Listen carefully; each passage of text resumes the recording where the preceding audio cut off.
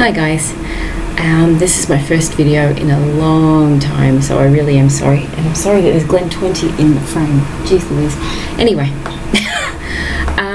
yeah, this is going to be a combination mini rant and book haul. I'll get away with the mini rant first. I am no longer, I posted about this on Facebook recently, so I'm just reiterating here. I am no longer offering any of my books for free on Kindle. You know how people do those promotions when they first release a book on Kindle, the first week or so you offer them for free and you end up offloading 2,000 copies or whatever. I have found in my experience that most of those copies end up on eBay, where the seller ends up charging twice as much, and that just peeves the shit out of me. I don't like being taken advantage of myself, and I don't like my readers being taken advantage of. So I will no longer be offering any of my books for free on Amazon. I will give copies away to friends and to reviewers, that's fine, but yeah, I'm not offering any free promotions anymore.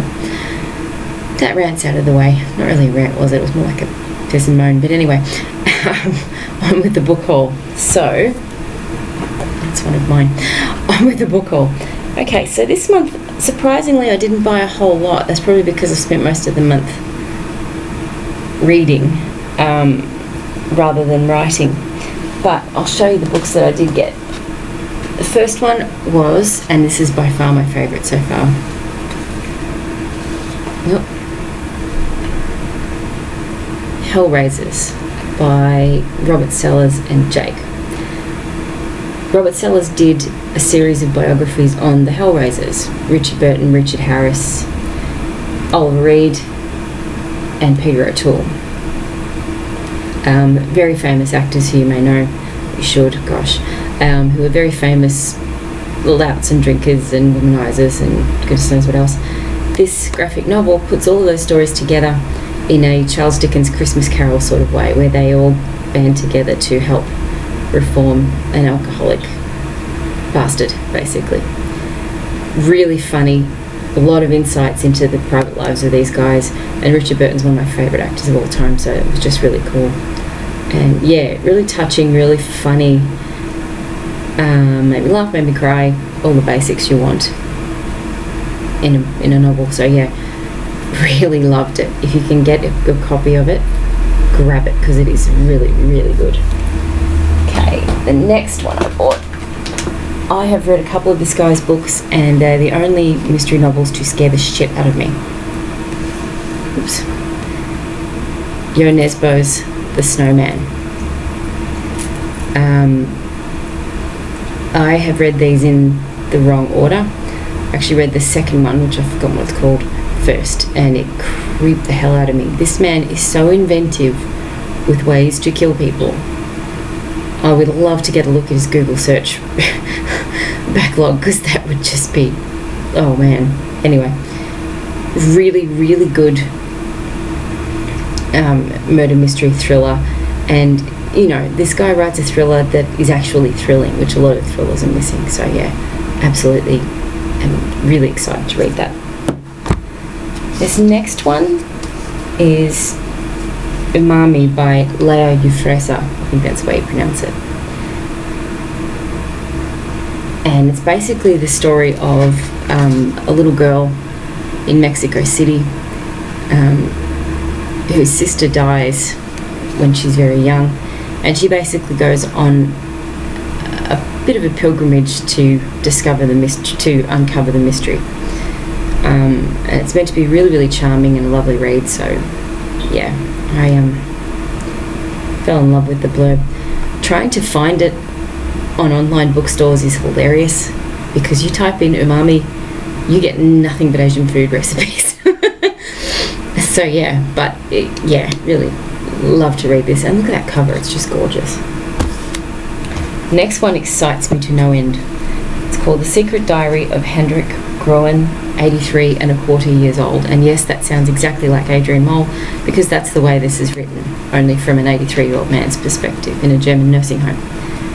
I've read a few chapters so far and it's just so funny.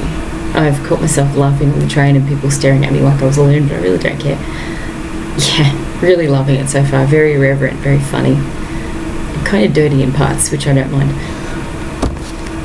Okay, the next one combines my love of food and murder mysteries, and I mean, you know, put in sex and you've got the ultimate trifecta. Recipes for love and murder. I'm not a cozy crime person at all, but yeah, this just kind of interested me. I really don't know much about it, except that this woman likes cooking and she likes murder mysteries, and hey, who can blame her? The next one I've actually already read as well, another graphic novel. It's been out for a long time. I will figure this thing out eventually. Through the Woods. It's a series of sort of gothic fairy tale horror stories set, as you would imagine, in the woods, and surprisingly dark. It looks like a children's or a young adult's book. Really surprisingly dark and wonderful, and the illustrations are just amazing. I mean, they're done in a sort of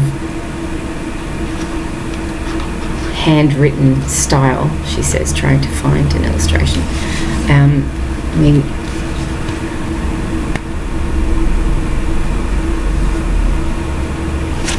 that's just pictures, but they're actually done there in a handwritten sort of style, which I really love.